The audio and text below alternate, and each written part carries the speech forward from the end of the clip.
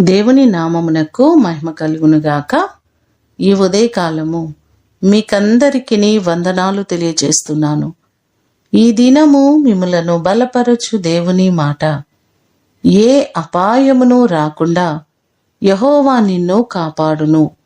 కీర్తనలు 121వ కీర్తన 7వ చరణం.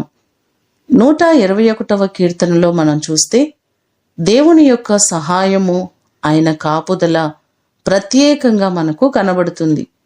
మన దేవుడు మనలను నిరంతరము కాపాడేవారు, సంరక్షించేవారు, మనలను ఆయన క్షేమముగా నడిపించేవారు.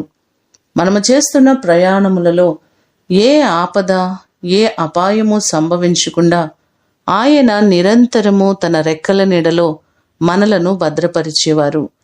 ఇప్పటి వరకు కాచిన దేవుడు ఇక ముందు కాలంలో కూడా ఆయన నిరంతరము మిమ్ములను కాపాడి క్షేమమును అనుగ్రహించునుగాక.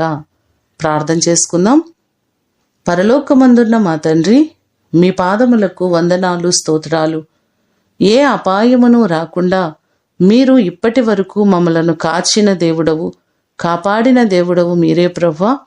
మీ కృప చేత మేము చేస్తున్న ప్రయాణములలో క్షేమాన్ని మీరు దయచేయండి.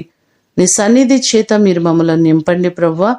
మా ప్రియులెల్లరినీ జ్ఞాపకం చేసుకోండి. వారు చేస్తున్న ప్రతి ప్రయాణములో మీ సన్నిధి, మీ కాపుదల మీరు దయచేయండి.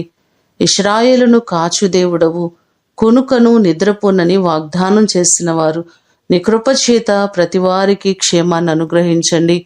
నీ కృప కలిగిన హస్తాల్లో ప్రతి వారిని భద్రపరచండి. నీ రాకపోకలేందు యెహోవా నిన్ను కాపాడునని చెప్పిన గొప్ప దేవుడవు.